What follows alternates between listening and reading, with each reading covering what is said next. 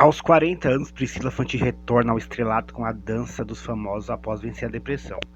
E vamos contar essa história aí que a Priscila Fantin relatou. Para quem não é muito noveleiro, e para quem não lembra ali do começo dos anos 2000, a Priscila Fantin começou a bombar, principalmente naquelas novelas das 6, né?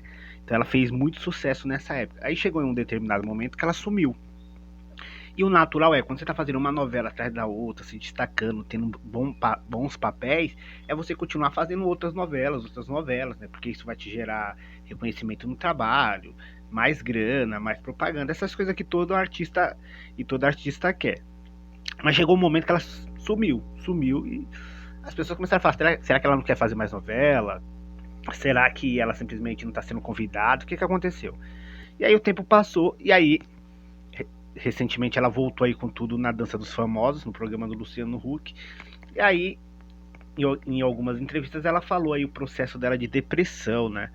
Ela falou que isso começou aí em 2008, né? Ela estava bem no auge da carreira. E aí é aquele padrão que a gente conhece, né? Os sintomas começam a vir, a pessoa no começo não entende o que está acontecendo, porque se hoje, né, 2023, a gente ainda fala muito pouco de saúde mental, imagina no começo dos anos 2000, né? Era mais tabu ainda. Então ela falou que ela começou a se sentir desanimada, triste, sem energia, e isso começou a durar por mais tempo, começou a atrapalhar a vida social dela, e ela começou a perceber que aquilo estava ficando cada vez mais doloroso, mais difícil, né? E ela fala do preconceito que existe mesmo em você falar sobre essas situações, essas emoções, esses pensamentos que você está tendo. Isso acontece no dia a dia, gente. Eu conheço muitas pessoas que relatam que às vezes na própria família vai falar que está muito triste ou coisas do tipo, a família fala que é frescura, que é alguma desculpa para não fazer alguma coisa, porque essas pessoas elas são reflexo de uma sociedade que não debate um mal que está cada dia maior no mundo, né? Que é saúde mental. A sociedade está cada dia mais afetada por isso. E não é só no Brasil, é no mundo inteiro. A saúde mental está se tornando algo cada vez mais necessário de se discutir, de se investir, né? Principalmente aqui no Brasil. E na periferia, pelo menos aqui, as pessoas não debatem, as pessoas estão com sintomas, estão muito tristes, estão desanimadas, às vezes é aquele desânimo que dura um dia, que a pessoa não sente vontade de fazer nada, mas aí a pessoa acha que é uma coisa natural da vida dela, isso vai aumentando, às vezes a pessoa começa a beber, ou outras coisas, né? E a Priscila Fantin falou assim, olha, a gente não tinha muita informação na época, não se falava muito sobre isso, quando se tentava falar tinha muito preconceito, né? E aí ela fala que depois de um processo que estava ficando muito difícil para ela, ela resolveu procurar ajuda. E esse é sempre o melhor e principal caminho, gente. Não ficar com vergonha. Você não tem que ficar com vergonha da sua dor. Quem sabe de você é você. E não importa muito os outros, né?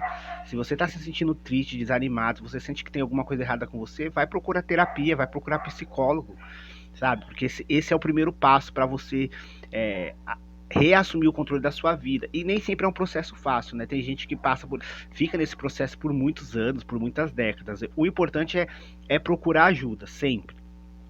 E aí, depois de todo esse processo complicado, difícil da vida dela, onde ela se afastou das novelas, ela falou que não tinha energia mais para fazer novelas, principalmente essas novelas longas, que ela não tinha energia, que ela não tinha vontade. Isso, cara, isso afetou toda a vida dela, afeta a carreira da pessoa, a carreira que a pessoa gosta, afeta a vida inteira. Foi quando ela começou a fazer terapia, né, entender tudo o que estava acontecendo com ela, medicação passada por um profissional.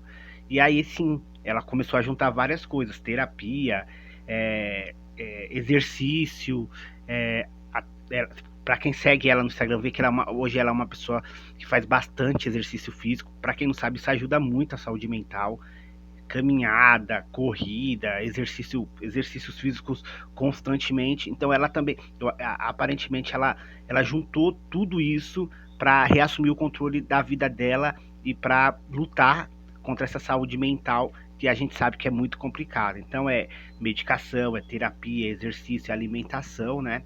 E provavelmente agora, né? Aí ela voltou, né? Recentemente aí para a dança dos famosos, né? Venceu, né?